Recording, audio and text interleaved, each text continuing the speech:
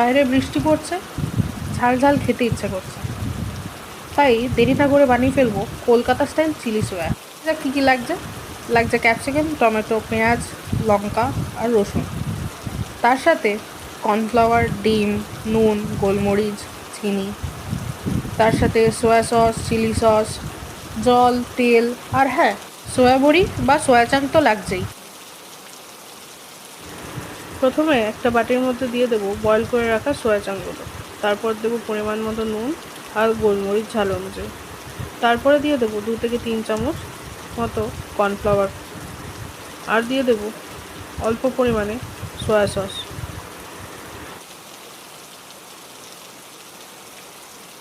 তারপর একটা ডিম নিয়ে ভালো করে ফেটিয়ে মিশিয়ে নেব সোয়া চাংকের সাথে। এই সব কিছু ভালোভাবে মিশিয়ে নিয়ে রেখে দিতে হবে বেশ কিছুক্ষণ। বেশ কিছুক্ষণ রেখে দেওয়ার পরে একটা কড়াইতে তেল গরম করে তার মধ্যে দিয়ে দেব পুরো ম্যারিনেটেড করা সোয়া চাংকগুলো। একবারেই দিয়ে দেব, দিয়ে ভালো করে এটাকে 2 থেকে 3 মিনিট ভালোভাবে ভেজে নেব।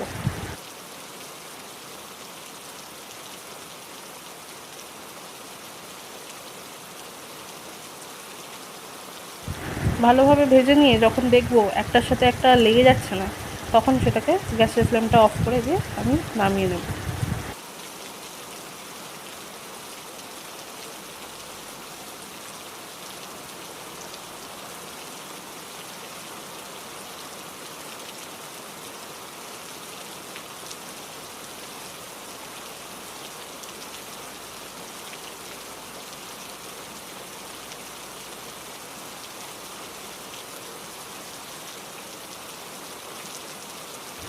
কড়াইতে দিয়ে দেবো সামান্য পরিমাণে সাদা তেল। তেলটা একটু গরম হলে তার মধ্যে দিয়ে দেব কুচিয়ে রাখা রসুন আর কাঁচা লঙ্কা।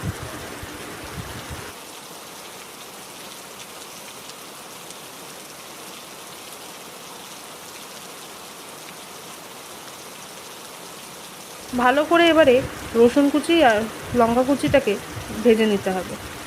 তারপরে দিয়ে দেবো এর মধ্যে কেটে রাখা পেঁয়াজ কুচিগুলো।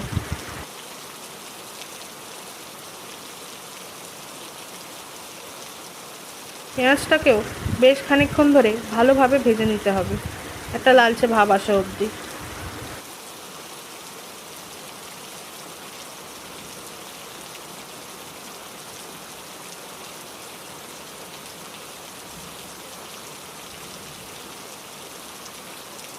ভাজা হয়ে গেলে তার মধ্যে দিয়ে দেব কেটে রাখা ক্যাপসিকাম কুচিগুলো।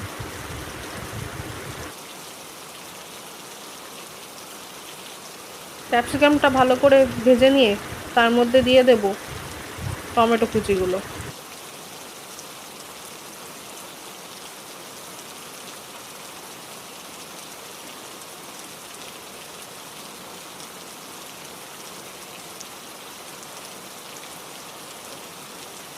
এরপরে মিশিয়ে দেব ভেজে রাখা সোয়া চাংকগুলোকে।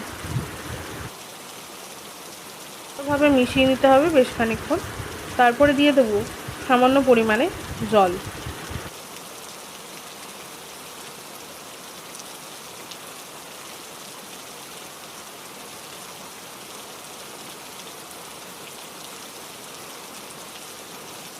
ঢাকা দিয়ে রেখে দেবো যতক্ষণ না সবজিগুলো একটু সেদ্ধ হয়ে যায়। সব কিছুকে ভালোভাবে মিশিয়ে নেব। তার মধ্যে দিয়ে দেব নুন, গোলমরিচ গুঁড়ো আর সামান্য পরিমাণে মিষ্টি।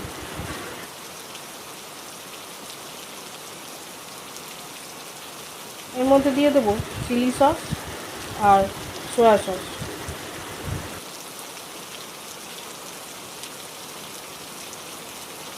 একটা বাটিতে সামান্য পরিমাণে কর্নফ্লাওয়ার আর জল দিয়ে বানিয়ে নেবো কর্নফ্লাওয়ার স্লারি। এটা দিয়ে দেবো আমাদের গ্রেভির মধ্যে। কর্নফ্লাওয়ার স্লারিটা গ্রেভির মধ্যে দিয়ে ভালোভাবে মিশিয়ে নিয়ে নামিয়ে নিলেই তৈরি কলকাতা স্টাইল চিলি সোয়া চাংক।